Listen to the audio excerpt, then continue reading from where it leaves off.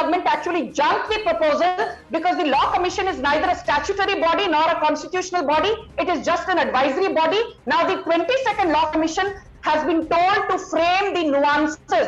जो बोलते हैं ना कि पूरा ढांचा तैयार कीजिए so that there are no loopholes, and the BJP is 100% sure that the time to implement UCC has come because personal law will it be implemented at the center or will it be done at the state level, Sanjuji? Personal laws cannot override the constitution. Sanjuji, will it happen at the state level or will it happen by an act of parliament? Because why are states promising UCC then, if it is going to be an act of parliament? Anand, let me please say this, that under Article 346 of the Constitution, states also have the power and center also has the power. But even if states decide to implement UCC on a standalone basis, they have to then send that particular bill for the approval of the president. So finally, the ball is in the president's court and in the central executive's court. So finally, I think as things stand, given the constitutional nuances, it is the central government which will ensure that UCC is brought in, taking into account, of course, the input from various states, which is what the 22nd Law Commission has been asked to do. So you are saying that the 27th Law Commission, the final 20 seconds, Abhishek, 20 seconds, I'll wind up after that. Law Commission. Yeah, I mean, Anand, I am pretty sure that we are going to see a uniform civil code within 2 to 3 years in this country, and I'm pretty sure it will also come from an act of parliament. Just the way Article 370 was removed at that time, it was a stroke of constitutional genius, the way it was worked, Right. We suddenly saw this artifact out of nowhere, the method was conjured up. I think that's exactly what is going to happen with the uniform civil code. We are not more than 3 years away. And I leave you with the thought that why can't the opposition or the Congress enable what it believes that the BJP is unable to do, especially in something which is in interest of Bharat. So I leave you with that thought and say, can we do this together for the citizens of our country and for this country? I have to wind up. I've run out of time. Thank you very, very much. With that, we call it a wrap on the right stand. Brass Tacks with Zaka.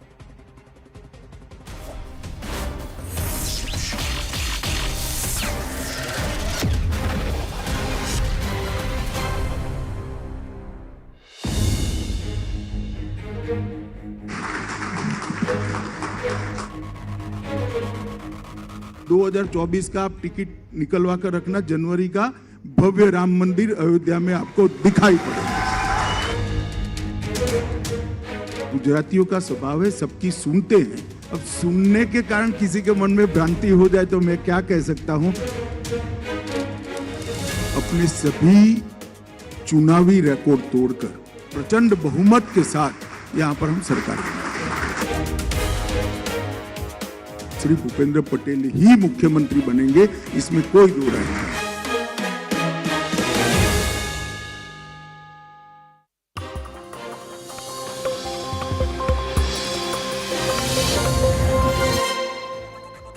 Good evening, this is Brass Tacks. I'm Zaka Jacob. It's the shocking murder that has sent a chill down every Indian citizen's spine. The murder, the absolute savagery and butchery of Shraddha Walkar by her boyfriend and partner Aftab Poonawala. Today, Aftab was taken to the crime scene. There was a reconstruction of the crime that happened. The Delhi police says about a dozen body parts have been recovered. They've been sent for forensic analysis. In what condition they are and whether any evidence can be retrievable from them, that is still anyone's guess. The biggest question is this: how did Aftab get away with it for so long? Because now there are more gruesome details emerging that after killing and after chopping her body parts and storing it in a fridge, he even went on other dates, even went to bring other women to the same house where he was staying with Shraddha. But first, the story.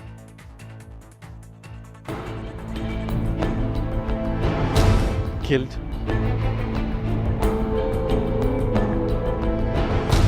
chopped, and then dumped.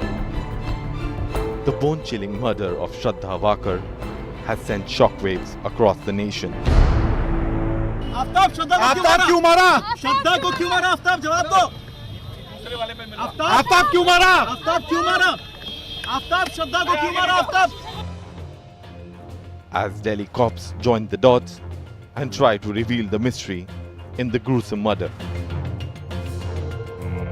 CNN News 18 team hit the ground and investigated this multi-city crime horror.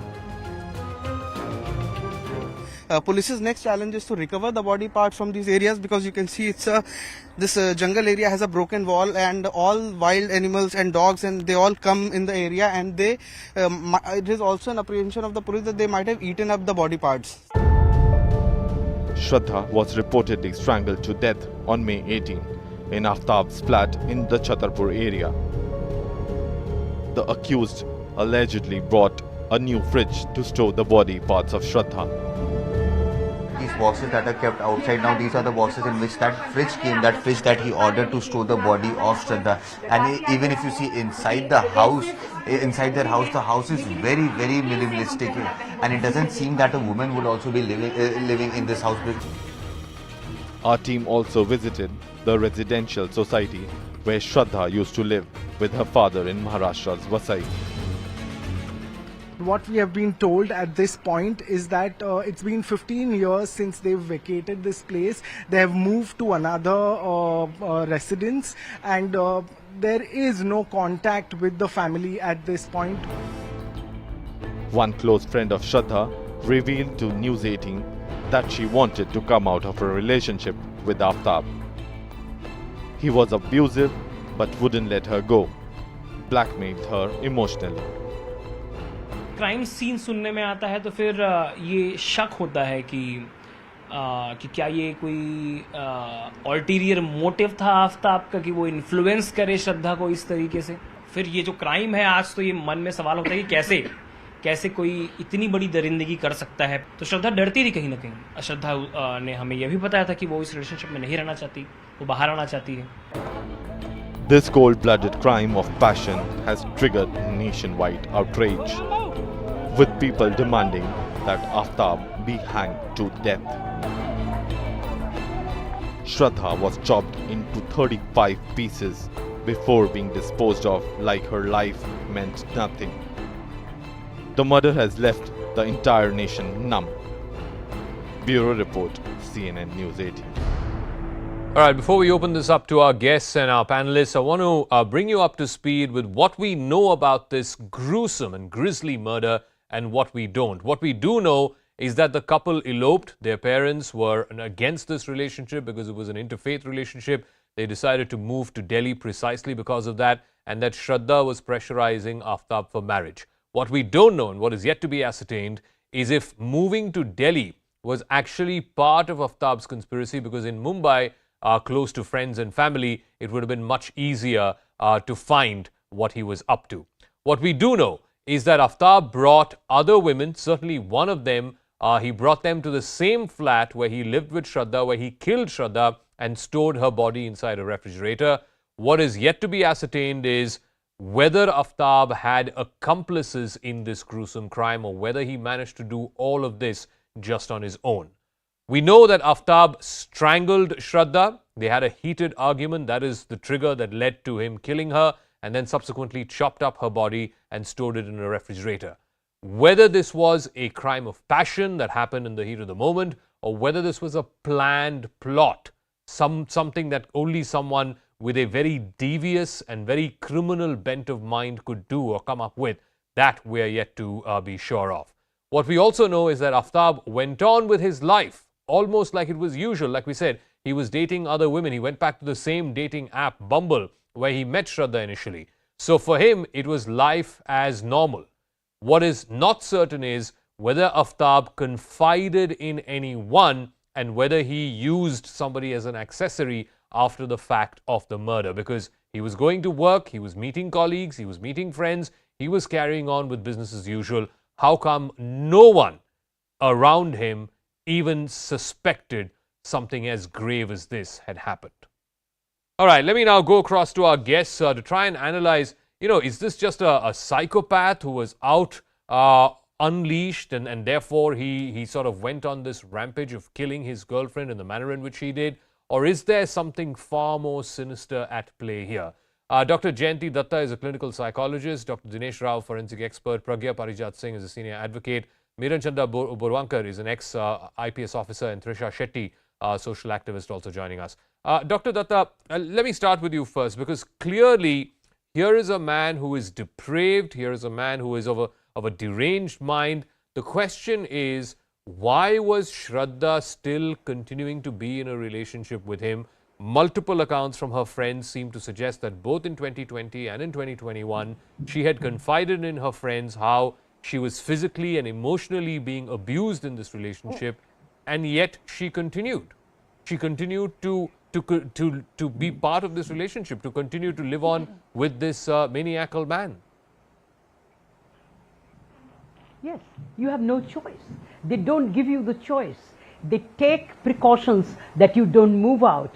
And you know, they threaten you that if you don't agree to what I'm asking you to do, the oppression is so intense that I will instantly kill you. You know, already he was brutalizing her. So when she sounded kind of an alarm, a threat that she was afraid of her life, I think the friends should have taken cognizance of it and reported the matter to the police. Now, when you want to come out of this kind of a relationship, they ensure that you dare not step out, dare not disobey them. Now, that threat, you know, is so intense. You feel maybe there is a chance I might cajole, I might convince him, I might get an opportunity to come out, but they never get it.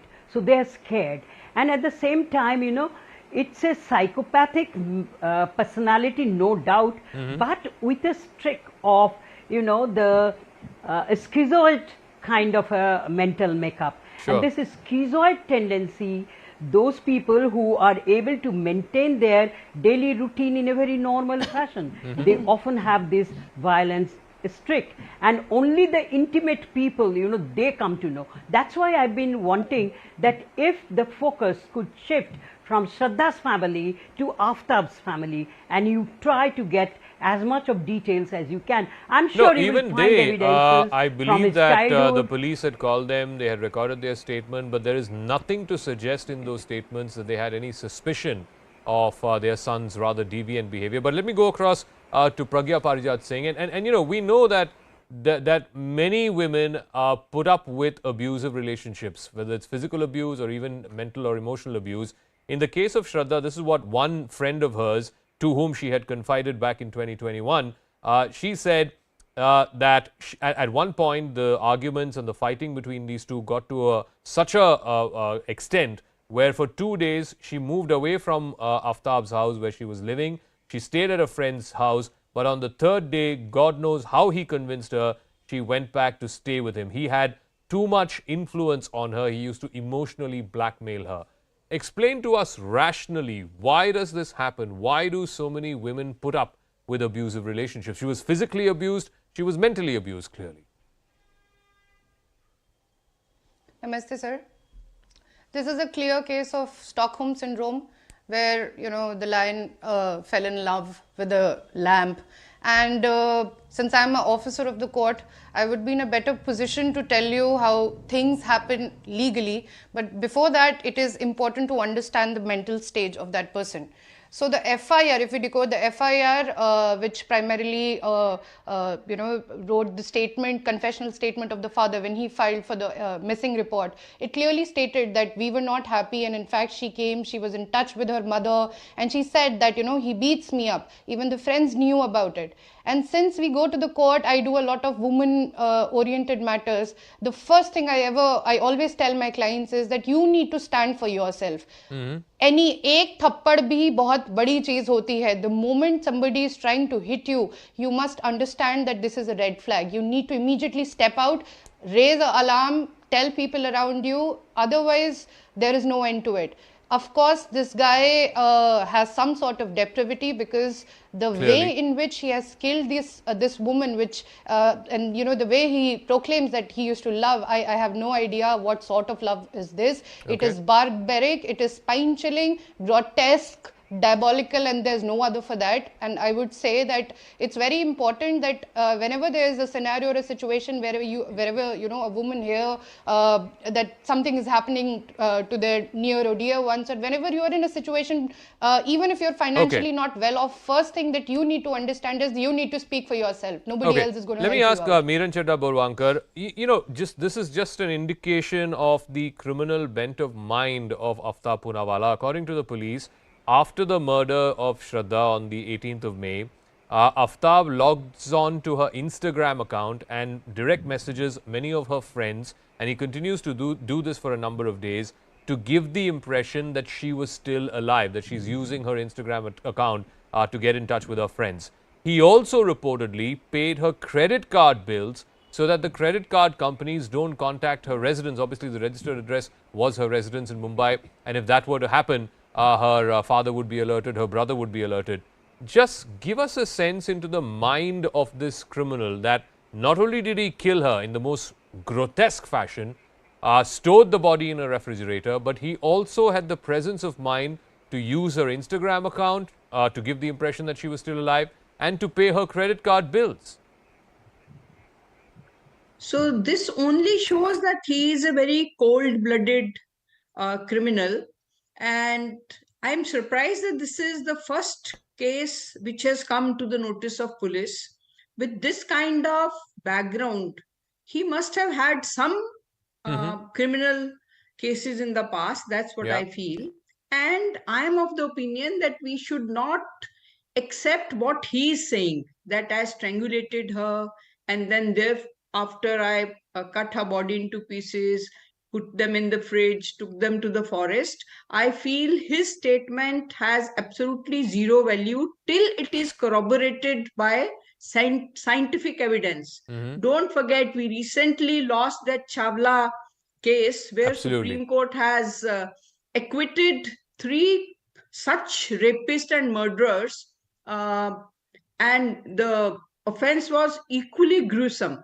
So I would say finding the bones, finding the pieces of the body through DNA analysis, proving that this belonged to Shraddha, that should be our main concern.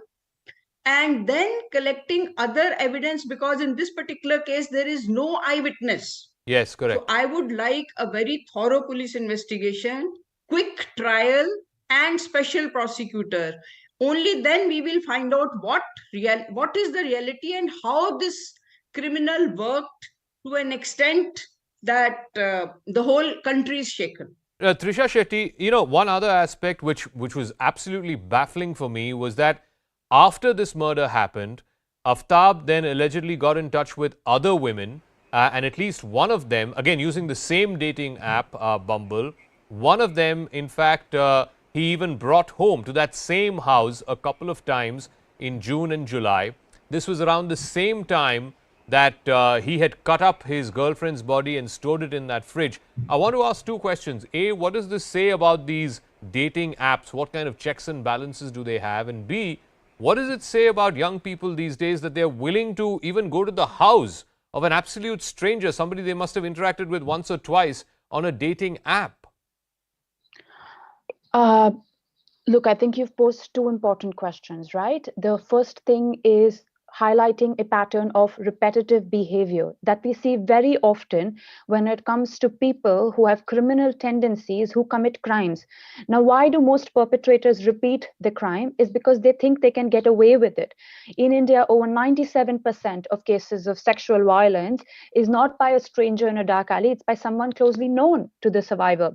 Domestic violence cases too. Now, why are these cases treated differently? Because often when you go to a police station, when you try to seek recourse of the law, there's a sense of, ghar ki baat ghar pe rakho. There's a hesitancy that you often see, even when it comes to police personnel, because they don't want to get involved in house matters. So that's why these cases of domestic violence, of violence in general that happens within confines of homes, is difficult to manage and to get justice in these cases. When it comes to one second. There is no evidence of Shraddha having ever complained to the police about being in an abusive relationship. Yes, and I hear that, but the friends have said that she did say she was scared for her life, right? And the friends were worried that they didn't want to escalate the matter, considering she went back. So So I'm why just was trying she to still highlight with what the him? normal If she procedure was is. afraid for her life, why on God's earth was she still with him for 2 whole years? I think questioning survivors within these spaces is difficult because of, as the previous panelists highlighted, the concept of conditioning, also the concept of alienation. You feel that, oh, I put myself in this situation, I can now get out of this situation. With regards to what does it say about young people using dating apps, look, we must exercise scrutiny, obviously, with regards to whom we are meeting. We must exercise caution. But again, now I hesitate from saying, why did you go to the person's house, right? Where are people supposed to meet in today's day and age? So I think if we move a little bit away from the culture of what could you have done to have prevented being in this situation, to, as the previous panelist said, truly scrutinizing the behaviors of the perpetrators. And why do they engage in these crimes with such brazenness? Why do they think they can get away with it? Which directly correlates to our low conviction I'm trying to rate. understand. Again, I come back to, what are the checks and balances that these dating apps have? And two, especially in a country like India, if you're a woman going on a date for the first time with somebody you've just interacted once or twice online, don't you have red flags and red lines that your antennas go up the moment you see that? I mean, surely, you are not going to meet this person in an alone setting. It's certainly not going to his house. Somebody you don't know. He's a stranger you met on the internet the other day. Isn't that a red flag? If the question is to me, honestly, I do not agree, because I think we need to move away from this concept of forgive me, but victim blaming, shaming, which is what could you have done just before a commission of a crime that could have prevented you from the crime, right? If not in the house, he could have met and entrapped a person outside. They could have had a relationship over years, as he had with Shraddha, and then subject her to the kind of violence that he subjected Shraddha to. Shraddha is not someone he met 2 days ago. He developed a long-term relationship with her. I'm talking about the other her. women that he supposedly dated after killing Shraddha. In Shraddha's case, like I said, for 3 years, it is inexplicable why she was continuing to live in an abusive relationship, even confided to her friends. I mean, again, I'm asking the question to the friends as well. What were they doing? Why did they not complain to the police? Or why did they not try to rescue her from this abusive relationship? But let me go to Dr. Dinesh Rao, forensic expert who's joining us. Today, Aftab was taken to this crime scene. The Delhi police claim that certain body parts, about a dozen of it, has been recovered. It's been sent for forensic analysis. It's been well over 6 months now. In what condition would they be? And is any evidence of any material value even retrievable from these body parts now that it's been 6 months? Yeah, definitely. See, once the soft tissues will be totally decimated and liquefied, and it will be blackened, it will be completely blackened. And what we find is the possibility only with the bones. And bones and the tooth and the skull material like that. So, and this definitely will be a very good piece of evidence pertaining to the identity of the victim, because the only one hope is the DNA, which can be retrieved, especially from the tooth and the sternum and the long bones. And since he has cut into pieces, we don't know what the method he has followed. It's maybe a butchery or a skilled method of dissection. We don't know about that, but still, I can very much assure that, especially with the tooth and sternum and long bone pieces, the DNA can be retrieved. And one thing important in this case is the location of the pieces at the different locations and the distance apart of those pieces. Definitely that will confirm and establish the destruction of the evidence. That is number one. And apart from this, each pieces which has been retrieved should be marked, and that mark and each pieces should be, the DNA should be taken and should be confirmed that all the pieces match to Shraddha. That is the very important role of the investigating officer in this particular case. And apart from this, the contents of the bones, the contents of the bone, is it that cleaver which has been used? That is, it's antemortem or postmortem. That is very important. Because definitely I agree with another colleague who has mentioned about that the way he has the motive behind this, but definitely what he says definitely may not be right, because based on the way he has committed and executed the crime and destroyed the evidence, he is definitely meticulous. So far, we don't know whether the murder weapon has been recovered. As of now, we have no information that the murder weapon has been recovered. Secondly, as far as motive is concerned, the police are claiming that he said that their relationship had gone sour and therefore he did what he did. Again, that will not stand in a court of law. And most importantly, I think as Miran Shraddha Walkar said, there are no witnesses to this crime. So the entire proving this case rests on circumstantial evidence, scientific evidence.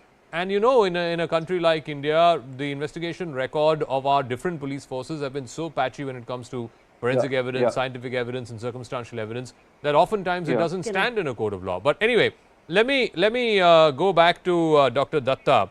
You know, one of the other things that I'm very startled by is that Aftab reportedly had this Instagram account where he had over 28,000 followers. He was largely a food blogger who used to put up pictures and videos of food recipes and so on and so forth.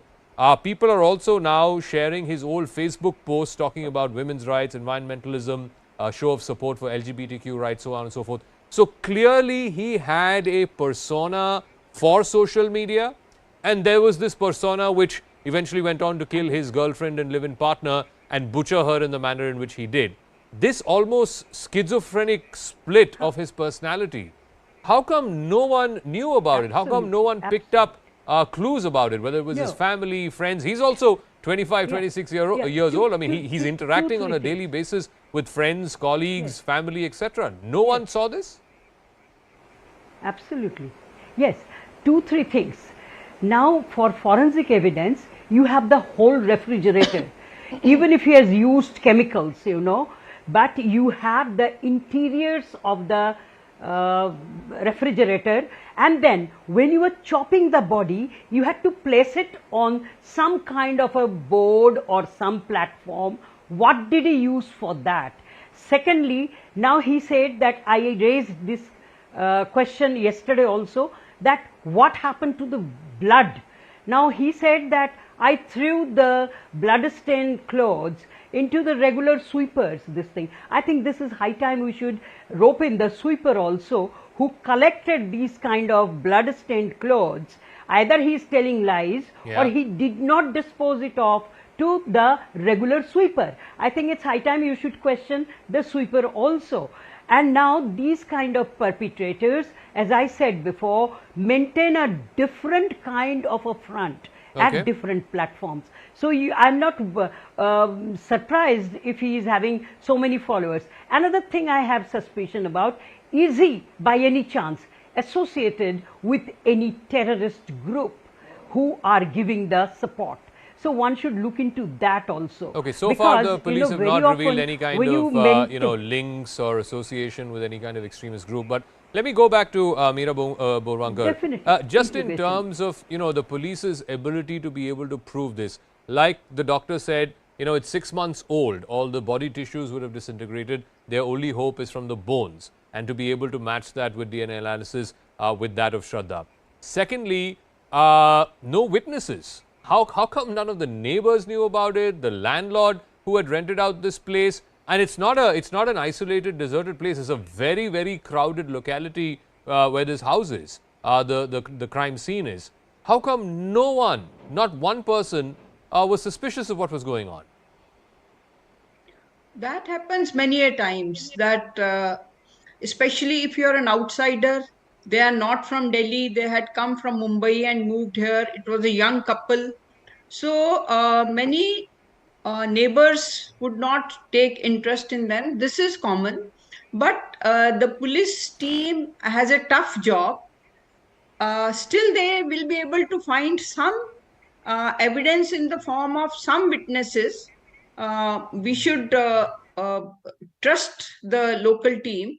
My only apprehension is that later on, when at the superior court some procedural defects are highlighted, cases get acquitted. No, but Meera Borwankar, we have seen cases, the most infamous one which did not have any direct eyewitnesses was the Arushi case, and we've seen the entire back and forth between the lower courts, the High Court, the Supreme Court. So crimes in which there are no eyewitnesses, at least in India, it's been a nightmare trying to prove them in a court of law. Absolutely. But then citizens should not insist on changing investigating agencies. Now we should trust local police and let them go ahead. If you say now, please give it to the special branch, please give it to CBI, every investigating agency then starts from the scratch. I feel, having learned from the recent acquittal of the 3 accused who were to be hanged, Delhi police will be very careful. Okay. There will be close supervision, and besides that, they will be able to find some evidence in the form of witnesses and scientific and forensic evidence. No, all we of what we wait know, and I want to ask not Pragya pass Singh judgment this, at this stage. all that we know which is there in the public domain is what the police are saying that he reportedly said to them in a confession before the police station, and they use that, of course, for a police remand. Now, obviously, this cannot be used as evidence in a court of law. Tomorrow, Aftab is well within his right to go into a accused box and say he never said any such thing, that he's being framed. So far, at least, there is no evidence that the police have to show that this entire story holds. This could very well be a story that he cooked up. Sure, but Parijat, investigating officer would not share with Pragya the Singh. media. Sorry, Pragya Singh. So yeah, like you said, a lot of things depend upon the circumstantial evidences in this particular case.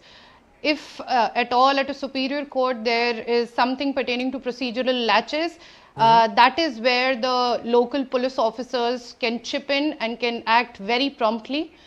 In this particular scenario, confessional statement has been made by the prime accused, and since he is the only one, since there is no witness around by far, it becomes very, very essential that no sort of evidence tampering takes place. The investigating agencies, forensics should be at their toe, and the moment we are able to corroborate all these missing reports, the FIR, the tampering evidences, his statement, I think we can make a very strong case out of it, and I'm sure whenever the trial is taken up, he should be put behind bars. Trisha Shetty, again, one of the things, how this whole thing came to light was that this case happened in May. Obviously, she was not in touch with her family because they had disapproved of this relationship. She was in touch with some friends. And when the friends noticed that she had stopped putting up Facebook updates a good 6 months later, one of her friends then went and told this to her brother. The brother then told the father, and the father filed a missing persons complaint in Mumbai in October. And since May, this crime had happened on the 18th of May. I mean, doesn't it raise questions about the family also as to why didn't they sound an alarm about their daughter being missing, or there's no word from her, there's no activity on her pages. I mean, they were not in touch with her, obviously, certainly not on a daily basis, that it took 6 months and a friend to tell them that, look, something is amiss. Look, this just reminds you as to how we all need to be vigilant, right? When it comes to cases of domestic violence, and in these type of cases, we often see that the survivors, the women, they are gradually alienated. They are gradually put in a situation where they are made to cut contacts with their family members, with their friend circles. They are alienated. They feel they have no one they can reach out to. They feel that they themselves are to be blamed to put themselves in this situation, because often maybe the families did not approve of the relationship from the very beginning, right? So you are put in a position where you must defend your own abuser. So here again, this is why it's so important to connect. If you think anyone is going through an abusive situation, please explain this to me. You are in a relationship that your family doesn't approve of. Okay, I get that.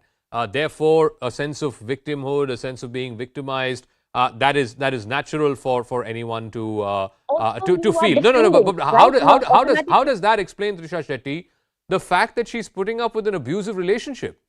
How does one mitigate the other? Because abuse doesn't start immediately.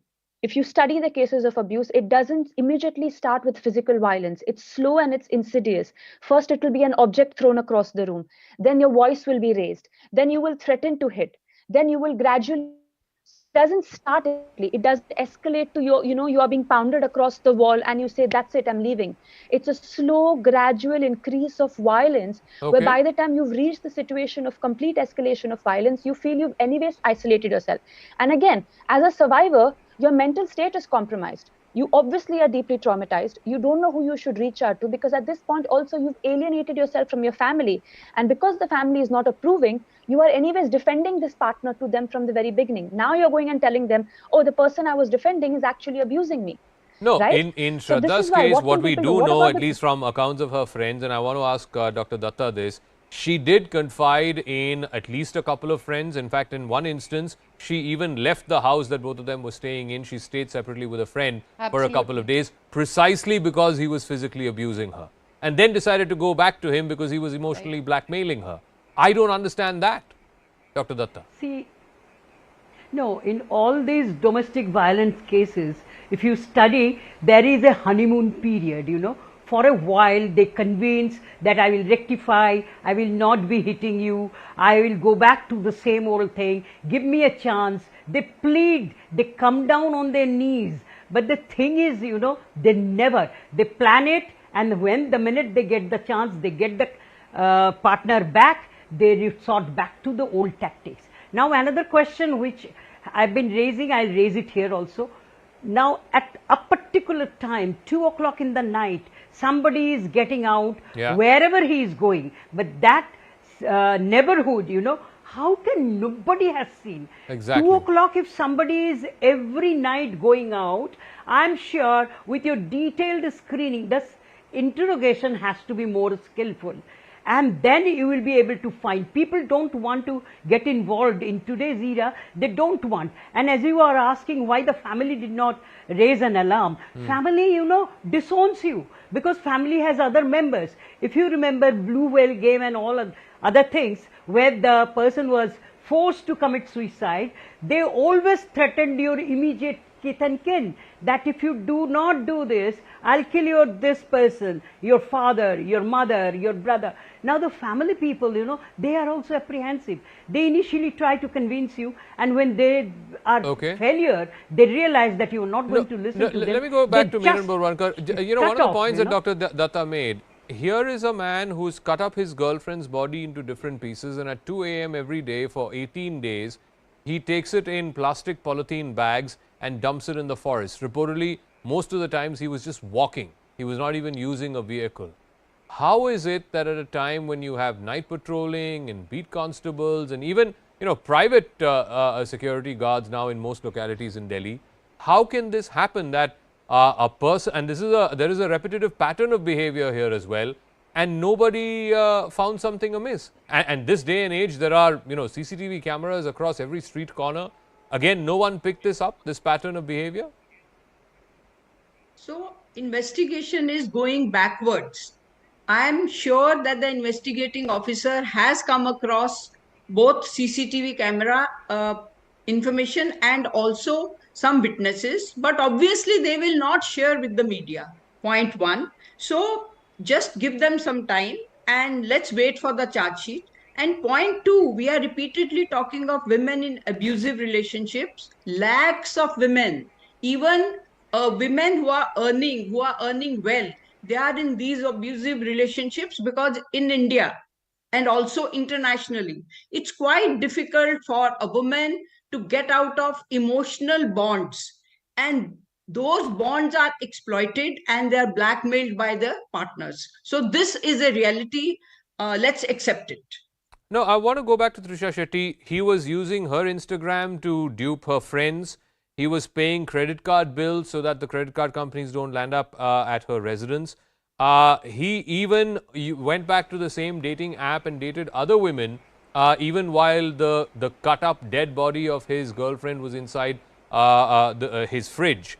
You know, clearly here is someone who was highly intelligent, because a not intelligent person cannot have, you know, killed another human being and then disposed of her body in the way in which he did, and for 6 months he didn't get caught.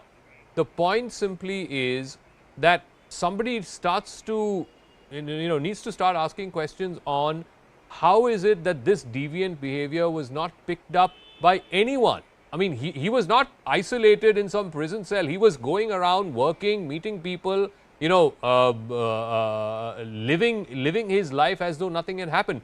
And no one saw anything amiss. Not just that, the fact that no one in the building or the society that they're living in doesn't realize that Shraddha has not been seen for the last 2 months, right? That is the vicinity or premises where she would be seen usually. So yes, something is amiss where he is walking around in the night and no one seems to notice.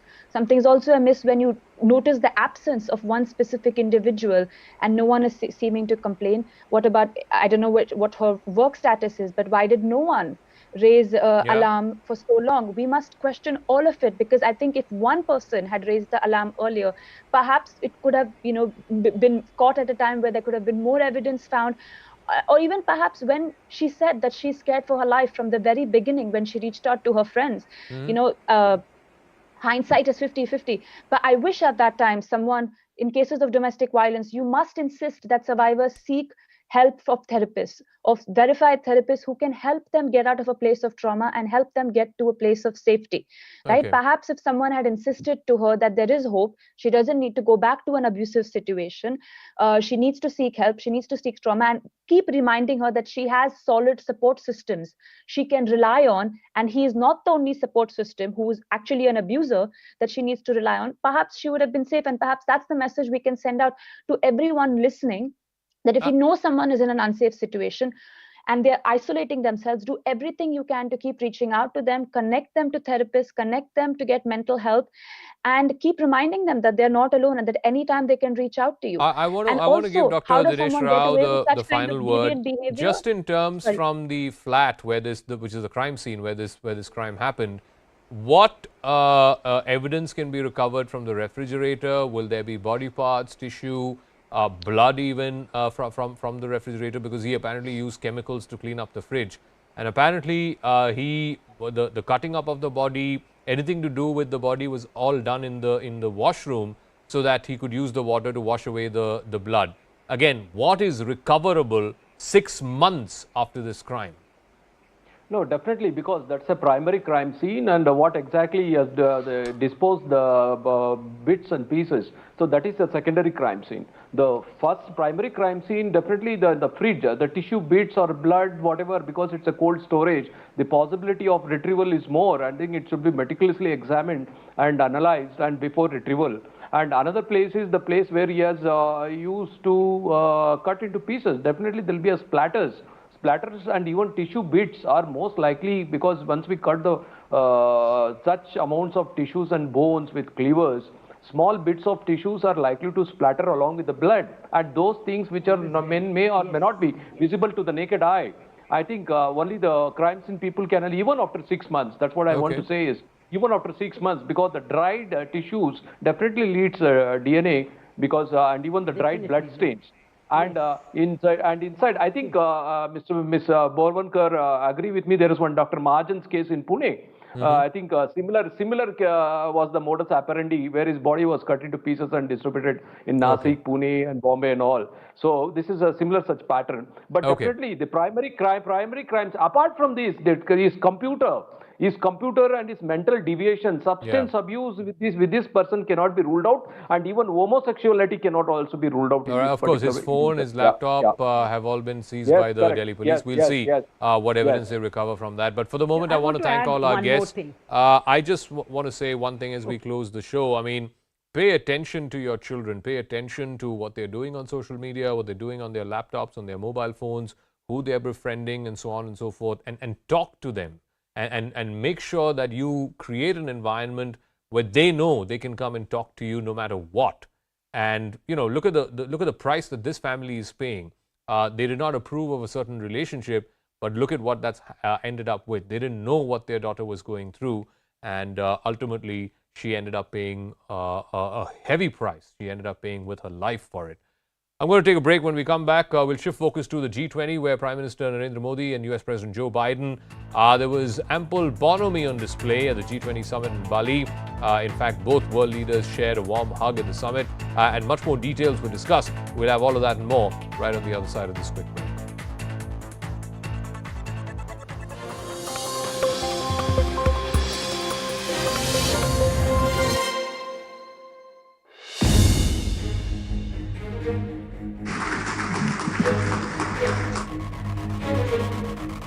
2024 का आप ticket निकलवा कर रखना, जनवरी का भव्य राम मंदिर अयोध्या में आपको दिखाई पड़ेगा। गुजरातियों का स्वभाव है सबकी सुनते हैं, अब सुनने के कारण किसी के मन में भ्रांति हो जाए तो मैं क्या कह सकता हूं। अपने सभी चुनावी रिकॉर्ड तोड़कर प्रचंड बहुमत के साथ यहां पर हम सरकार श्री भूपेंद्र पटेल ही मुख्यमंत्री बनेंगे, इसमें कोई दो राय नहीं। एक जमाना था, कांग्रेस का शासन था, 365 दिन के साल में से 250 दिन तक कर्फ्यू रहता था। आज गुजरात के 20 साल के लड़के को अगर पूछ ले कि भैया कर्फ्यू क्या होता है, तो जनरल नॉलेज में वो फेल हो जाएगा। जनरल नॉलेज के एग्जाम में उसने कर्फ्यू देखा ही नहीं। मैं खुद विद्यार्थी परिषद के काम के लिए पोरबंदर गया था। एक लेमरेटा स्कूटर के पीछे बैठकर मैं जा रहा था। पोरबंदर की सीमा शुरू होती थी, वहां पर एक बोर्ड लगाया था दबंगों ने कि यहां से पोरबंदर शुरू होता है, कानून और व्यवस्था की हद यहां पर पूरी होती है। और नोटिफिकेशन निकालकर कांग्रेस सरकार ने पोरबंदर की जेल को बंद करना पड़ा था, क्योंकि जेल चलाना वहां संभव नहीं था। इससे लेकर आज तक जो भारतीय जनता पार्टी का शासन रहा, विशेष कर मोदी जी का जो कालखंड रहा और मोदी जी के बाद का कालखंड, हमने यहां पर कानून और व्यवस्था की मजबूत एक अभेद दीवार सरहदी राज्य के अंदर खड़ा करने के लिए हम सफल हुए हैं। और इसके अच्छे नतीजे आए हैं, क्योंकि कानून और व्यवस्था की अगर स्थिति ठीक है तो शिक्षा का स्तर भी सुधरता है, ग्रामीण विकास भी होता है, शहरी विकास भी होता है और इन्वेस्टमेंट भी आता है। तो इन टोटो गुजरात के डेवलपमेंट में बहुत अच्छे तरीके से हम परफॉर्म कर पाए। अमित जी, पिछले 27 सालों से गुजरात की जनता भारतीय जनता पार्टी और कांग्रेस के बीच में ही मत डालती आई है। इस बार कह रहे हैं कि एक तीसरी पार्टी भी जो है आम आदमी पार्टी, उसने भी जो है अपनी प्रेजेंस यहाँ पे बनाई है। कैसे देखते हैं आप, क्या इस बार ये लड़ाई त्रिकोणीय है? देखिए, आपने आपके यहाँ पर काम करने वाले जर्नलिस्टों से चर्चा किया होता तो शायद ये सवाल अलग तरीके से पूछते हैं। ऐसा नहीं है कि हर बार कांग्रेस और भाजपा के बीच में ही मुकाबला। बीच में केशुभाई पटेल ने अपनी पार्टी बनाई, इसके बीच में शंकर सिंह वाघेला ने पार्टी बनाई। उसके पहले चले जाए भाजपा जीतने के पहले तो चिमन भाई पटेल, जो राजनीति के बहुत बड़े जानकार व्यक्ति माने जाते हैं और जिनकी जनस्वीकृति भी काफी थी एक जमाने में, उन्होंने भी अपनी पार्टी बनाई। गुजरात ने कभी भी तीसरी पार्टी के कंसेप्ट को एक्सेप्ट नहीं किया है। गुजरातियों का स्वभाव है सबकी सुनते हैं। अब सुनने के कारण किसी के मन में भ्रांति हो जाए तो मैं क्या कह सकता हूं। डिब्बे खुलने दीजिए, परिणाम बहुत स्पष्ट आने वाला है। अमित जी, बहुत लोगों का कहना, हमारे यहाँ पत्रकार जो साथी हैं उनका कहना यह है कि भारतीय जनता पार्टी की लड़ाई इस बार भारतीय जनता पार्टी से ही है, क्योंकि काफी बड़े बड़े नेताओं का टिकट तो अच्छा ही है, जो जीतेगा वो भाजपा का जीतेगा। जी जी जी पर सवाल यह है कि काफी बड़े नेताओं के टिकट कट गए हैं। काफी लोगों को आपने, जो कि बहुत समय से भारतीय जनता पार्टी के संग जुड़े हैं, 5 बार एमएलए रहे हैं, 7 बार एमएलए रहे हैं, मधु श्रीवास्तव हो, योगेश पटेल हो, इस तरह लोगों को इस बार टिकट नहीं मिला। तो क्या इस वजह से, और मैं इसीलिए कह रहा हूं कि ये बीजेपी वर्सेस बीजेपी लड़ाई है, कि कहीं इस वजह से कोई लोगों में थोड़ा सा मन मुटाव तो नहीं है? जरा भी मन मुटाव का सवाल नहीं है। आप जो कह रहे हैं वो पहली बार नहीं हुआ है। मैं 1995 से भारतीय जनता पार्टी की चुनावी प्रक्रिया को बहुत नज़दीक से देखने वाला कार्यकर्ता हूं और 2002 से प्रक्रिया के अंदर बैठने वाला कार्यकर्ता हूं। हर बार 30% के आसपास टिकट और चेहरे बदलते हैं। ये हर बार की प्रक्रिया है, मगर एक भी बड़ा चेहरा बागी बनकर नहीं खड़ा है। आज सभी लोग पर्चा डलवाने के लिए गए, सभी के भाषण हुए हैं, सभी आप लोगों के इंटरव्यू में भी आ रहे हैं। भारतीय जनता पार्टी का एक कल्चर है कि भारतीय जनता पार्टी में जो फैसला होता है वो स्वाभाविक रूप से, अगर मेरे लिए कोई मुझे पसंद ना आए ऐसा फैसला होगा तो मैं व्यक्ति हूं, अंततोगत्वा दुख तो होगा ही होगा, मगर इसका मतलब ये नहीं कि मैं पार्टी के खिलाफ काम करूंगा। पार्टी की एक डिसिप्लिन होती है, पार्टी की एक संस्कृति है और हमारी पार्टी की एक परंपरा भी है। और हमारे सारे नेता, मेरी सबसे बात हुई है, एक लाइन से भारतीय जनता पार्टी को जिताने के लिए कटिबद्ध है और पूर्ण जोश से लगे हुए हैं। नहीं, हम लोगों ने सुना है कि आप खुद पर्सनली सबसे बात कर रहे हैं और यहाँ पर जमे हुए हैं और भारतीय जनता पार्टी के सीनियर वरिष्ठ नेताओं जमे क्या हुए, मैं यहीं का हूँ भाई, कहाँ बाहर भेजते हो? नहीं, मेरा मतलब है आप दिल्ली से यहाँ जमे हुए हैं पिछले 2 महीनों से। जी अमित जी, पिछले 10 सालों में आप लोगों ने कुछ मुख्यमंत्री बदले प्रदेश में। पिछली बार तो आपने पूरी की पूरी कैबिनेट ही बदल डाली।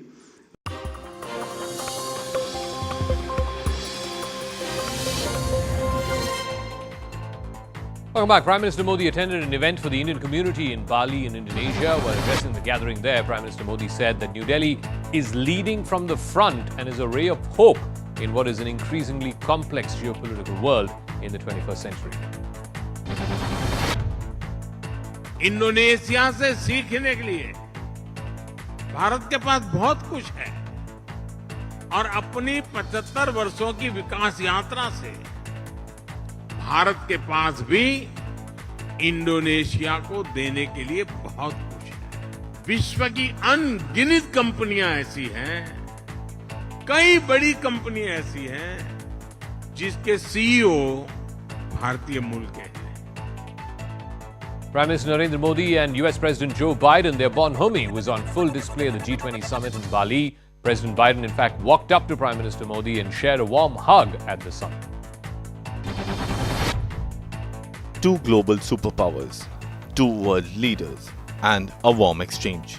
US President Joe Biden walked up to Prime Minister Narendra Modi and shook hands at the G20 summit. This happened before they took their seats and sat right next to each other at the summit. Video shows Prime Minister Modi at first appears to have missed seeing President Biden approaching him, but then turns around quickly for a handshake and gives him a hug. PM Modi also shared some light moments as President Biden proceeded to his seat. Prime Minister Modi also met French President Emmanuel Macron and UK Prime Minister Rishi Sunak at the summit. Meanwhile, Prime Minister Modi also met with Chinese President Xi Jinping at the G20 dinner that was hosted by Indonesian President Joko Widodo. It was the first meeting between these two gentlemen since the Galwan clash in June of 2020. A court in Delhi granted bail to Bollywood actor Jacqueline Fernandez in the 200 crore money laundering case, which also involves conman Sukesh Chandrasekhar. Last week, the court deferred the order on the bail plea of the actor, extended her interim protection up until today.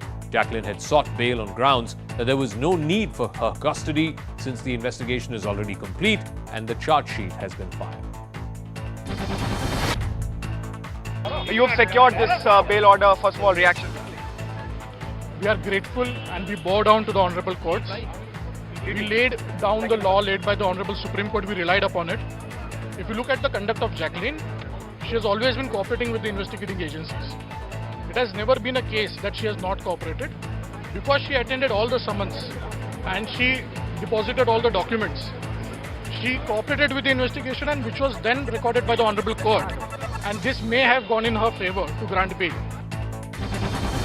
Congress leader Rahul Gandhi slammed the BJP today on the occasion of tribal freedom fighter Birsa Munda's birth anniversary. Rahul Gandhi said the tribals are the original owners of the country and their rights come first before anyone else. Gandhi also alleged that the ideals of Birsa Munda were being attacked by the BJP and RSS.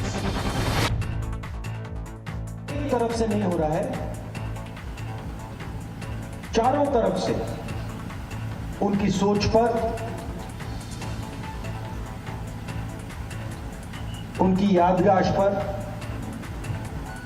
RSS और BJP आक्रमण कर रहे हैं। BJP के लोग कहते हैं नहीं भैया, आप आदिवासी नहीं हो, आप वनवासी हो। An 18-year-old footballer in Chennai died because of multiple organ failure following medical negligence by doctors at a government hospital. Priya was being treated for a ligament tear at the government-run peripheral hospital where she was forced to undergo a leg amputation at the Rajiv Gandhi Hospital for further treatment. The health department has also suspended 2 doctors and 10 lakhs compensation has been ordered. Treatment was planned yesterday. Before that, she had developed myoglobin. example, when there is a muscle necrosis, the myoglobin will be released, which is excreted through the kidney. When it gets excreted through the kidney, normally the kidney get damaged, so which resulted in renal failure. Subsequently, liver also got affected, and then the heart also got affected. But despite of all these efforts, morning around 7:15, she passed away. A group of residents in Vasant Kunj in Delhi in a residential society took to the streets and staged a massive protest against the Delhi Jal Board. Residents were frustrated over erratic water supply and persistent water crisis. The agitated residents, including women and the elderly, protested holding empty buckets in their hands. Meanwhile, senior officials said that the issue will be resolved within 2 days and teams have been deployed to address this. 6 दिन से 24 घंटे इस उम्र में मुझे पानी के लिए दौड़ना पड़ रहा है। कभी कभी पानी अगर आता है तो इतना गंदा आता है, इतना स्टिंक करता है, आप बताइए कितना है हमारे हेल्थ को खराब करेगा। अब 6 दिन से पानी नहीं है, कोई सुनने वाला नहीं। टैंकर्स नहीं भेज पा रहे हैं, जो टैंकर्स आ रहे हैं वो कुछ लोगों को दे रहे हैं, सबको नहीं दे पा रहे। सेकेंडली, टैंकर्स के पास पाइप्स नहीं है। अब हर इंसान यहाँ पाइप नहीं खरीद सकता ना। A car rammed into a motorcycle rider in Uttar Pradesh's Sambhal district. The police have launched an investigation into the matter. A heart-wrenching video has surfaced from Uttar Pradesh's Sambhal. The footage shows an uncontrollable car ramming into the motorcycle rider. The entire incident was caught on CCTV camera. The video shows a motorcycle rider being hit hard by a car and then dragged for a few meters before getting up immediately. Despite the horrific incident, the motorcyclist had suffered minor injuries. After the video went viral on social media, the police has launched an investigation into the entire matter. Meanwhile, thousands of CPIM workers protested against Kerala Governor Arif Muhammad Khan. The party protested till the Raj Bhavan. In fact, the ruling CPIM and the governor have been at loggerheads over allegations of nepotism by government officials in the appointment of vice-chancellors to universities. The issue intensified after the Supreme Court annulled the appointment of a vice-chancellor of one of the technical universities in Kerala. The Left Democratic Front has taken out a protest march from outside the museum compound to Raj Bhavan, protesting against the stand taken by Kerala Governor. Hundreds of workers have gathered here under the LDF. All their allies, the CPM, CPI, all of them are taking part in this. They have said that it is a higher education protection Samiti that has taken out this march. The tussle between Kerala Governor Arif Muhammad Khan and Chief Minister Pinarayi Vijayan doesn't seem to be ending anytime soon. In fact, Arif Muhammad Khan has alleged that all appointments in state universities are illegal. He further went on to say that the LDF government thinks that the university and properties are our party cadre and that of relatives. The governor even commented on the protest and said that the government cannot pressurize it. Research in Kerala universities has come to a standstill. Why? Because bright students of Kerala, they do not want to stay in Kerala. So much party politics, so much interference in the universities, they go safely to some other place. They do not come to the Raj Bhavan. Do you hope they will come to the... because they themselves know that what they are doing is not in accordance with law. UP police SUV has hit toddlers who were crossing the road in Uttar Pradesh's Bagpat. The video has gone viral on social media. 2 children were hit by a vehicle on a busy street in Bagpat district of Uttar Pradesh. A viral video footage of the event shows a vehicle charging in and striking the 2 youngsters as they crossed the street. The kids were taken straight to the hospital and the treatment is underway. The vehicle turned out to be a police response vehicle. The vehicle that hit turned out to be a police response vehicle. The footage shows bystanders rushing to help children right after the car hit. According to the authorities, children have received minor injuries and are no longer in danger.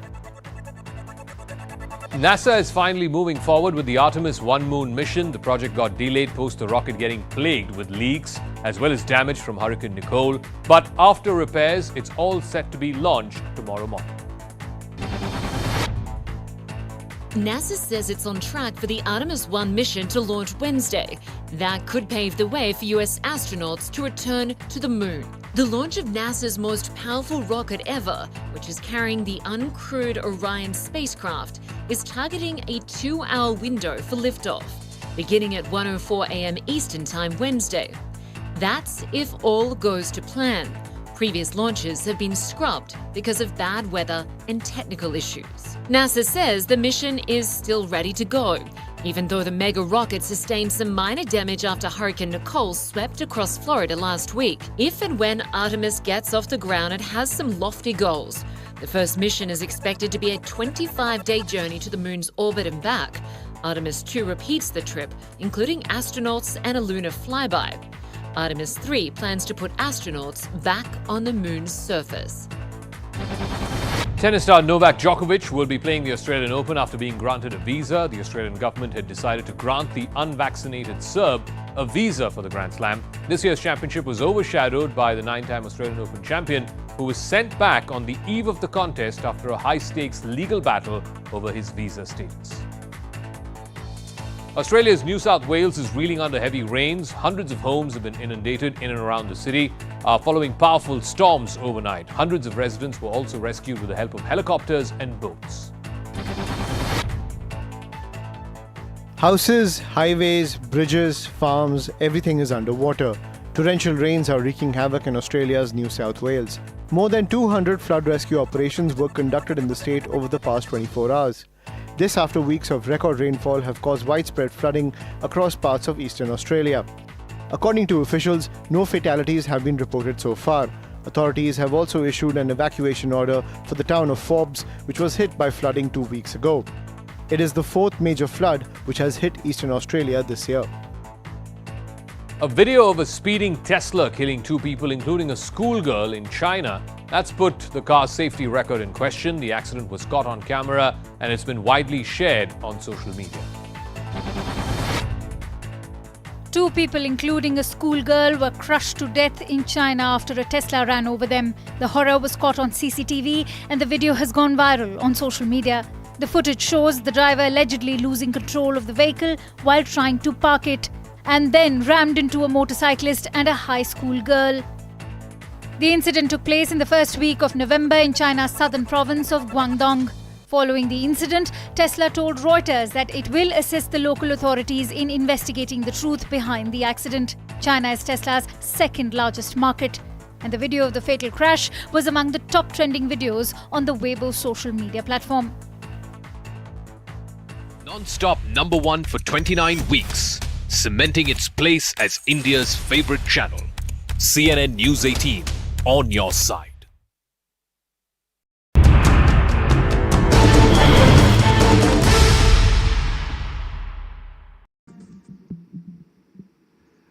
Amit Shah ji, आपका गुजरात अधिवेशन में आपका स्वागत है। ये exclusive interview news 18 group को देने के लिए आपका बहुत बहुत धन्यवाद। 6 महीने पहले भी आपने सिर्फ हम ही लोगों को इंटरव्यू दिया था जब 5 राज्यों के चुनाव हुए थे। 6 महीने बाद आज फिर आपको इंटरव्यू करने का हमारा सौभाग्य है। आपका स्वागत है इस अधिवेशन में। अमित जी, सबसे पहला सवाल, हम लोग गुजरात में हैं, चुनावी माहौल गर्म है। गुजरात आपकी जन्मभूमि भी रही है, आपकी कर्मभूमि भी रही है। पहला सवाल बहुत सीधा और सरल है, कितनी सीट देते हैं गुजरात में आप भारतीय जनता पार्टी को? देखिए, सीटों के आकलन करने के लिए तो बहुत जल्दबाजी होगी, मगर मैं इतना निश्चित कह सकता हूं, दीपावली के समय से लगभग मेरा गुजरात में आज 16वां दिन है। इतना निश्चित कह सकता हूं कि भारतीय जनता पार्टी यहां पर अपने सभी चुनावी रिकॉर्ड तोड़कर सर्वाधिक सीट और सर्वाधिक मत प्राप्त कर कर विजयी बनेगी और प्रचंड बहुमत के साथ यहां पर हम सरकार बनाएंगे। क्या आप माधव सिंह सोलंकी का 1985 का रिकॉर्ड, जो कि 149 सीटों का था, उसको ब्रेक कर पाएंगे? माफ करना आप मुझे, हम रिकॉर्ड तोड़ने की राजनीति नहीं करते हैं, ना हमारी किसी से स्पर्धा है। हमारा चुनाव का लक्ष्य है हर एक मतदाता का संपर्क हो और जो भारतीय जनता पार्टी को वोट देने वाला मतदाता है वो हमारे कार्यकर्ता की जिम्मेदारी है कि वो हर एक मतदाता का मतदान हो। हम चुनाव के जरिए हमारी पार्टी की आइडियोलॉजी को, हमारे संगठन को एक्सपांड करना चाहते हैं और यहाँ मजबूत सरकार देकर एक सुरक्षित, सुविकसित, संस्कृत और शिक्षित गुजरात बनाना चाहते हैं, जो हम सालों से कर रहे हैं। अमित जी, इस बार इस चुनाव में अहम और मेन मुद्दा क्या है? क्या फिर से एक बार मोदी जी पर भरोसा, मोदी जी के लिए प्यार, या फिर भूपेंद्र जी का प्रदर्शन भी इस बार एक बड़ा मुद्दा रहेगा? आप दोनों को अलग नहीं कर सकते हो। 1990 से लेकर आज तक भारतीय जनता पार्टी गुजरात में एक भी चुनाव नहीं हारी। ये भारतीय जनता पार्टी का क्लियर कट रिकॉर्ड है और आप सभी जर्नलिस्टों को मालूम पड़ना चाहिए, जब कभी भी हम चुनाव के मैदान में भारतीय जनता पार्टी गुजरात के कार्यकर्ता गए, हमने विजय प्राप्त की है और वो विजय का कारण है गुजरात की जनता का आशीर्वाद और असीम स्नेह। और मैं मानता हूं कि हमने गुजरात की जनता की अपेक्षा पर खरा उतरने के लिए कोई कसर नहीं छोड़ी है।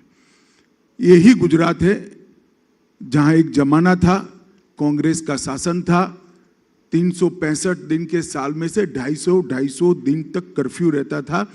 आज गुजरात के 20 साल के लड़के को अगर पूछ ले कि भैया कर्फ्यू क्या होता है, तो जनरल नॉलेज में वो फेल हो जाएगा। जनरल नॉलेज के एग्जाम में उसने कर्फ्यू देखा ही नहीं। मैं खुद विद्यार्थी परिषद के काम के लिए पोरबंदर गया था। एक लेमरेटा स्कूटर के पीछे बैठकर मैं जा रहा था।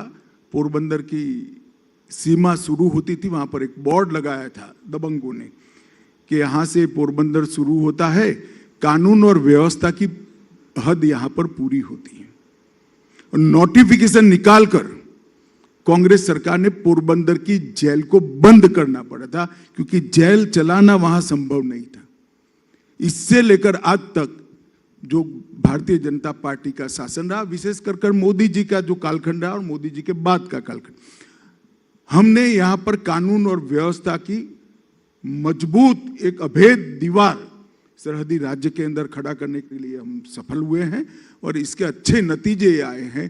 क्योंकि कानून और व्यवस्था की अगर स्थिति ठीक है तो शिक्षा का स्तर भी सुधरता है, ग्रामीण विकास भी होता है, शहरी विकास भी होता है और इन्वेस्टमेंट भी आता है।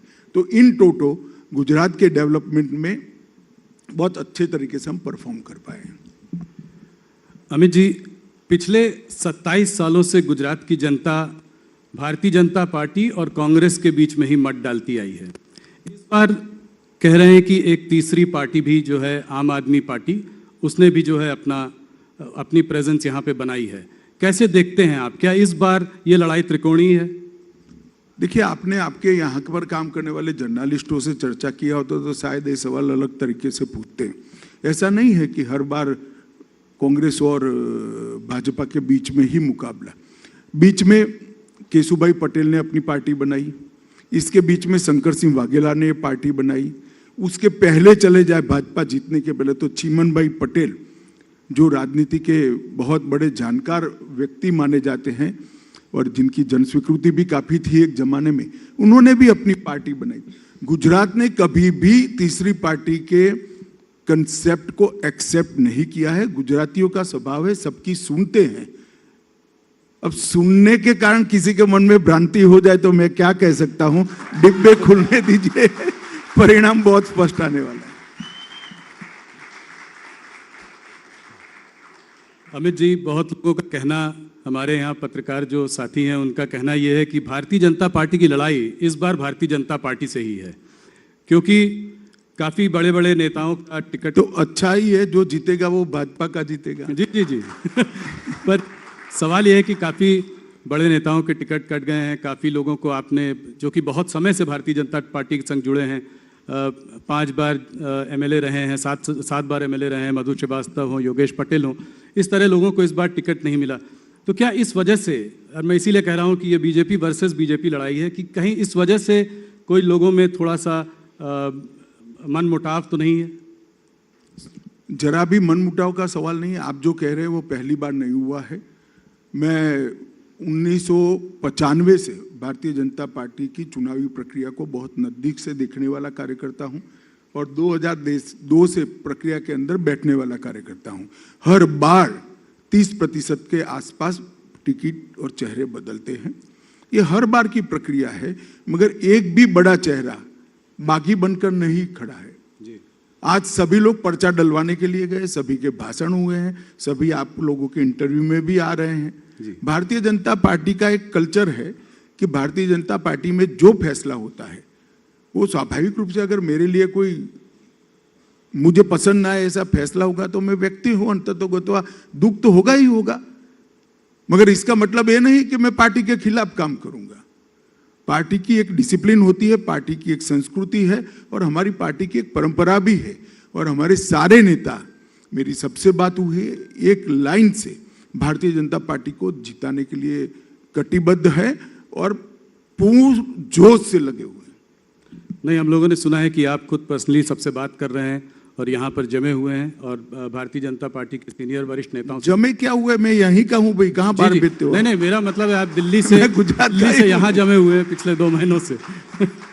जी अमित जी, पिछले 10 सालों में आप लोगों ने कुछ मुख्यमंत्री बदले प्रदेश में।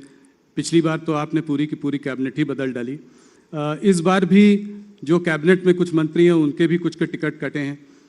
तो क्या मोदी जी के यहाँ से जाने के बाद, आपके यहाँ से जाने के बाद गुजरात में एक स्थिरता आ पाई है? गुजरात अपना नेता ढूंढ देखिए, ये एनालिसिस ठीक नहीं है। मैं आपको बताता हूँ, मोदी जी के जाने के बाद आनंदीबेन पटेल मुख्यमंत्री बनी। आनंदीबेन का जाने का कोई और कारण न था, हमारी पार्टी का नियम था कि 75 साल तक काम करते हैं। उनके 75 साल समाप्त होने में 2 महीने थे, आनंदीबेन को बदला गया। उसके बाद में विजय भाई आए, विजय भाई पूरे 5 साल अपने पूरे किए और भूपेंद्र भाई कर रहे हैं। भूपेंद्र भाई के नेतृत्व में ही हम चुनाव लड़ रहे हैं। इसके बाद भूपेंद्र भाई को ही मुख्यमंत्री बनना है। अस्थिरता का सवाल कहाँ है? कोई सवाल ही नहीं पैदा होता अस्थिरता। मेरा एक सवाल ये भी आने वाला था कि क्या भूपेंद्र जी ही वापस मुख्यमंत्री बनेंगे? उसका हाँ जी, मैंने कह ही दिया। भारतीय जनता पार्टी का बहुमत आएगा तो श्री भूपेंद्र पटेल ही मुख्यमंत्री बनेंगे, इसमें कोई दो राय नहीं। अमित जी, एक चीज देखी गई है पिछले कुछ सालों में कि ये एक फ्रीबीज की राजनीति चालू हुई है। आप लोगों ने उसके अगेंस्ट मतलब बहुत जोरों से बोला भी है, मोदी जी ने भी कहा है, उसको रेवड़ी की राजनीति बताया है। मगर नई पार्टियां आती हैं और जो है ऐलान करना शुरू कर देती हैं, इलेक्ट्रिसिटी मुफ्त, हेल्थ केयर मुफ्त, एजुकेशन मुफ्त, 1000 रुपये यहाँ देंगे, 3000 रुपये वहाँ देंगे। इस तरह की राजनीति के बारे में आप क्या कहना चाहेंगे? देखिए, गुजरात है, यहाँ एनालिसिस करने वाले लोग हैं, पढ़ने वाले लोग हैं, समझने वाले लोग हैं और सोच समझकर एनालिसिस कर गुजरात की जनता फैसला लेती है। अब तक जो वादे किए गए इसका योग बताए तो गुजरात का बजट 2,42,000 करोड़ है और वादे हो गए हैं 3,52,000 करोड़ के। नई इनकम कुछ नहीं करनी है, पुराना बजट एज इट इज और 3,52,000 करोड़ लाना है। कोई बता दे जरा कैसे लाएंगे, इसका तो हिसाब दे। ये गुजरात की जनता समझती है। और कुछ वादे तो इतने हास्यास्पद है, हम प्राथमिक शिक्षा को फ्री करेंगे। हमारे यहाँ 1960 से प्राथमिक शिक्षा फ्री है। अब क्या फ्री करोगे भाई तुम? फ्री है। उनको ये भी मालूम नहीं यहाँ क्या चल रहा है। स्वाभाविक है, यहाँ के नहीं है तो, परंतु थोड़ा स्टडी तो करना चाहिए। जब फ्रीबीज की बात होती है तो केंद्रीय सरकार भी तो फ्रीबीज दे रही है। कहीं ऐसा जैसे कि फ्री राशन दे रहे हैं आप, उसकी आपकी व्यवस्था बनी हुई है, फ्री सिलेंडर आप भी दे रहे हैं, तो इसको आप कैसे देखते हैं? क्या ये फ्रीबीज नहीं? देखिए, दो चीजों में तत्वतः फर्क है। जैसे भारत सरकार की सो कॉल्ड फ्रीबीज, किसी को घर देना, किसी को गैस का कनेक्शन देना, किसी के घर में लाइट पहुंचाना, किसी को आयुष्मान भारत का कार्ड देना और अब अंत में आपने जो कहा कोरोना के बाद उनको फ्री राशन देना, किसी को बिजली देना, ये रेवड़िया बांटना नहीं है, मगर बिजली का बिल न देना रेवड़िया बांटना है। किसी को घर देना मैं नहीं मानता रेवड़ी बांटना है। ये इसके जीवन स्तर को उठाने का प्रयास है। जो आजादी के 70 साल तक कांग्रेस ने 60 साल तक शासन किया वो नहीं कर पाए, वो हम करें। मगर फिर घर का टैक्स हम माफ नहीं करते इसका। हम शौचालय बना देते हैं क्योंकि अधिकार है 75 साल के बाद एक महिला का कि घर में शौचालय हो, उसको एम्ब्रेसमेंट ना हो सुबह, मगर हम शौचालय का रिपेयरिंग नहीं कर देते। और जहां तक मुफ्त में अनाज देने की बात है, आप सभी को मालूम है, पूरा देश जानता है, पूरी दुनिया जानती है कि कोरोना के बाद एक लिंगरिंग फेज में स्लो डाउन रहा है, जिसकी सबसे बुरी असर किसी पर पड़ी है तो देश के गरीबों पर पड़ी है। सोसाइटी का कोई भी सेगमेंट कुदरती आपत्ति के कारण, महामारी के कारण अगर किसी भी तरह से प्रभावित होता है तो शासन की जिम्मेदारी है, नैतिक जिम्मेदारी है इसको मदद करना। जैसे बाढ़ आती है, सूखा आता है, साइक्लोन आता है, तो हम मदद करते, वो फ्रीबीज नहीं है, उसका सपोर्ट है। तो ये दोनों को मिक्सअप नहीं करना चाहिए। वोट के लिए रेवड़ियां बांटना अलग बात है, और किसी का जीवन स्तर ऊपर उठाने के लिए एक बार उसको मदद कर कर इसको अच्छे जीवन जीने का इंफ्रास्ट्रक्चर देना अलग बात है। दोनों के बीच में मूलतः अंतर है, और मैं मानता हूं देश की जनता इसको जानती है। एक दूसरे प्रश्न की ओर बढ़ते हैं। राज्यों के जब चुनाव आते हैं तो उसके पहले यूनिफॉर्म सिविल कोड की बात आपकी पार्टी करती है। भाई एक मिनट रुक जाओ। 1950 से हमारे हर घोषणा पत्र में है कि हम यूनिफॉर्म सिविल कोड को लाएंगे जी। 1950 से नहीं, संविधान सभा ने भी आर्टिकल 44 के अंदर कहा है कि देश के विधानमंडलों और देश की संसद ने जब भी अनुकूलता हो तब यूनिफॉर्म सिविल कोड लाना चाहिए, जिसमें जवाहरलाल नेहरू, सरदार पटेल, मौलाना आजाद, राजा जी, ये सबके दस्तखत है जी। अब इन लोगों को क्या कहोगे? ये भी सांप्रदायिक सोच कर गए थे ना, वो सांप्रदायिक सोच कर नहीं गए थे। एपीसमेंट के कारण के बाद 67 के बाद आपने सांप्रदायिक सोचना शुरू किया है, वो तो ठीक ही सोच कर गए थे कि किसी भी पंथ निरपेक्ष राष्ट्र के अंदर सभी धर्म के नागरिकों के लिए समान कानून होना चाहिए, कानून धर्म के आधार पर नहीं होना चाहिए। मगर अब इसको भी राजनीतिक कलर देते रहे।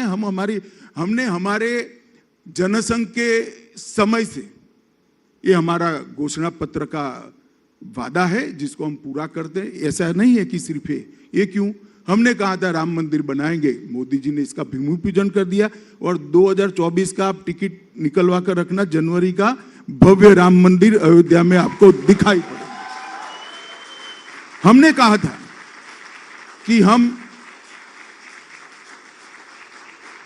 हमने कहा था कि हम ट्रिपल तलाक को समाप्त कर देंगे जी, हमने कर दिखाया।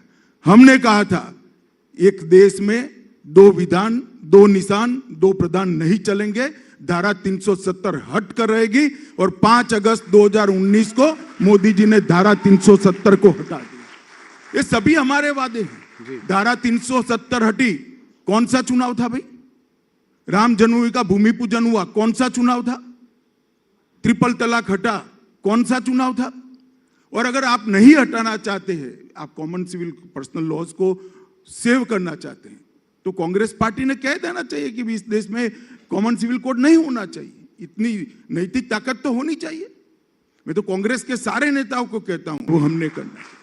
तो क्या इसके लिए कोई केंद्रीय कानून लाएंगे? क्या करेंगे इसके लिए? Uniform civil code, uniform civil code के लिए कोई केंद्रीय कानून लाएंगे? कैसे इसको इंप्लीमेंट करेंगे? नहीं, इंप्लीमेंट कैसे करेंगे? विधानसभा कानून लेकर आएगी, अपने आप इंप्लीमेंट हो जाएगा।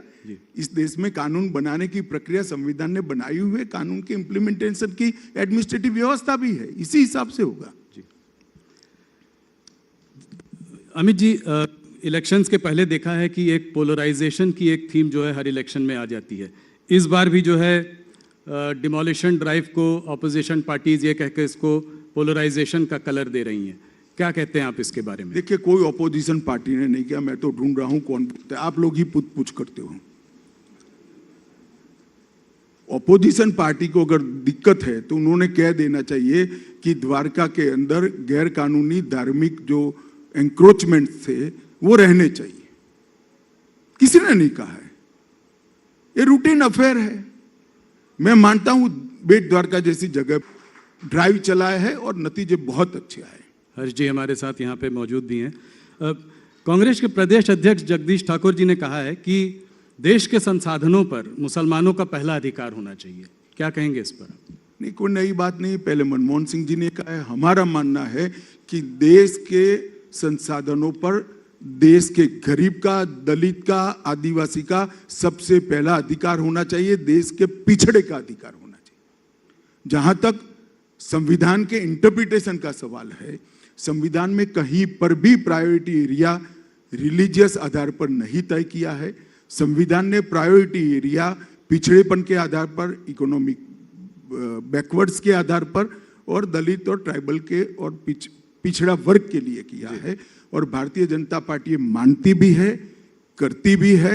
और नरेंद्र भाई ने 8 साल के अंदर, हमारे देश के प्रधानमंत्री जी ने इस देश में हर गरीब के घर में घर पहुंचाने का काम किया है, घर में बिजली पहुंचाने का काम किया है, घर में गैस पहुंचाने का काम किया है, घर में शौचालय पहुंचाने का काम किया है, घर में आरोग्य की सारी सुविधाएं पहुंचाने का काम किया है और हर घर में शुद्ध पीने का पानी, नल से जल आज काफी हद तक आगे बढ़ चुका है।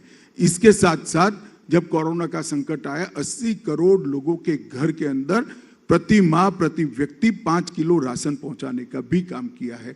हम स्पष्ट रूप से मानते हैं कि देश के संसाधनों पर धर्म की मान्यता के आधार पर किसी का अधिकार नहीं होना चाहिए।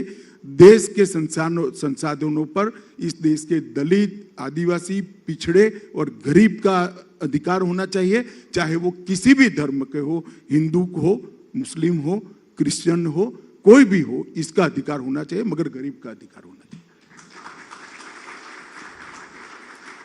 अमित जी, कांग्रेस के मैनिफेस्टो में एक इंटरेस्टिंग बात कही है। उन्होंने ये कहा है कि अगर वो पार्टी पावर में आई तो नरेंद्र मोदी स्टेडियम का नाम बदलकर सरदार पटेल स्टेडियम करेंगे। इसके बारे में आपकी क्या विचार? मैं तो धन्यवादी हूं, आपने सवाल पूछ लिया। मैं अखबार में देख रहा था, अब आपने पूछ ही लिया है तो यहीं पर जवाब स्पष्ट कर देता हूं। सबसे पहली बात, कांग्रेस को सरदार पटेल का नाम देने का अधिकार ही नहीं है। पूरा जीवन सरदार को इतिहास में उचित स्थान न मिले, इसके पीछे एक गांधी नेहरू परिवार ने लगा। सरदार पटेल की अंत्येष्टि से लेकर, सरदार पटेल का स्मारक बनने से लेकर, सरदार पटेल को भारत रत्न देने तक कोई भी काम इन्होंने रोड़ा अटकाने के अलावा नहीं किया। नरेंद्र भाई ने विश्व की सबसे बड़ी ऊंची प्रतिमा यहां पर सरदार साहब के स्मारक में बनाई। क्या बात कर रहे हो, सरदार किया। नरेंद्र भाई ने देश भर के 8.5 करोड़ किसानों के औजारों का लोहा पिघलाकर किसान नेता सरदार पटेल का, लौह पुरुष सरदार पटेल का विश्व का सबसे बड़ा पुतला बनाने का बात। एक भी कांग्रेसी नेता आज तक वहां पर पुष्पांजलि करने नहीं गया। प्रतिमा किसने भी बनाई हो, आपके शासन में बहुत सारी प्रतिमा बनी है महापुरुषों की, हम जाते हैं, आदर भाव व्यक्त करते हैं। क्योंकि ये प्रतिमा सरदार पटेल की नरेंद्र भाई ने बनाई इसलिए आप नहीं जाते, ऐसा नहीं है। क्योंकि ये सरदार पटेल की प्रतिमा है इसलिए कांग्रेसी नहीं जाते। और सरदार पटेल को हमेशा अन्याय करने का काम एक कांग्रेस पार्टी ने। सरदार पटेल के नाम पर ना कोई योजना बनी, ना कोई बड़ा स्मारक बना, ना आपने भारत रत्न दिया। जब कांग्रेस गई तब जाकर भारत रत्न मिला सरदार पटेल को। और आज आप सरदार पटेल की एडवोकेसी कर दो। और जहां तक स्टेडियम का सवाल है, मैं स्पष्ट कर दूं, वहां पर एक स्टेडियम था और आज वहां पर एक स्टेडियम बना है जिसका नाम नरेंद्र मोदी स्टेडियम है। परंतु कांग्रेस झूठ प्रचार कर रही है। वहां पर एक कॉम्प्लेक्स बना है, स्पोर्ट्स कॉम्प्लेक्स बना है, जिसमें टोटल 18 स्टेडियम बनने वाले हैं। उसमें से एक नरेंद्र मोदी स्टेडियम है और वो पूरे स्पोर्ट्स कॉम्प्लेक्स का नाम सरदार पटेल स्पोर्ट्स कॉम्प्लेक्स रखा गया है। सरदार पटेल के नाम को, उनकी स्मृति को हमने एक्सपांड कर एक की जगह 18 स्टेडियम में लगाने का काम ये भारतीय जनता पार्टी की सरकार है। जिनके पास कोई मुद्दे नहीं होते हैं वो इस प्रकार के मुद्दे। और क्या समझते हो आप गुजरात की जनता? गुजरात की जनता आपके झूठी बातों में आ जाएगी। नरेंद्र भाई मोदी के प्रधानमंत्री बनने के बाद, भारतीय जनता पार्टी की सरकार बनने के बाद सरदार पटेल की फोटो लगाना शुरू किया है। 50 साल तक कांग्रेस के स्टेज के पीछे कभी सरदार पटेल की फोटो हमने नहीं देखी। 50 साल तक कांग्रेसियों के मुंह से सरदार पटेल का नाम हमने नहीं सुना। इतना बड़ा स्मारक बना, एक भी कांग्रेसी नेता वहां पुष्पांजलि करने नहीं गया, और आप सरदार पटेल की बात करते हो। भाई, भारतीय जनता पार्टी का हर कार्यकर्ता मानता है कि सरदार पटेल न होते तो आज ये देश का स्वरूप न होता, देश अखंड न होता, देश का आज का संविधान भी न होता। सरदार पटेल के योगदान के लिए हमें कांग्रेस से सीखने की जरूरत नहीं है, न इनकी स्मृति के लिए कुछ करने की जरूरत है। वही स्टेडियम पर एक बहुत बड़ा स्पोर्ट्स कॉम्प्लेक्स बनाकर सरदार पटेल स्पोर्ट्स कॉम्प्लेक्स उसका नाम रखा गया है, और वहां आने वाले दिनों में चुनाव के बाद द्रुत गति से शुरू हो जाएगा। 18 अलग अलग खेलों के स्टेडियम बनेंगे, और अगर हम ढंग से परफॉर्म कर पाए तो वहां पर ओलंपिक भी होगा। विश्व का Olympic Sardar Patel sports complex के अंदर होगा।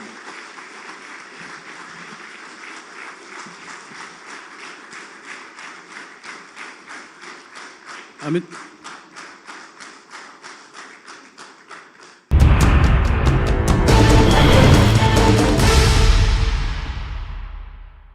else. Gandhi also alleged that the ideals of Birsa Munda were being attacked by the BJP and RSS. एक तरफ से नहीं हो रहा है, चारों तरफ से उनकी सोच पर, उनकी यादगाश पर आरएसएस और बीजेपी आक्रमण कर रहे हैं। बीजेपी के लोग कहते हैं नहीं भैया, आप आदिवासी नहीं हो, आप वनवासी हो। An 18-year-old footballer at the Rajiv Gandhi Hospital for further treatment.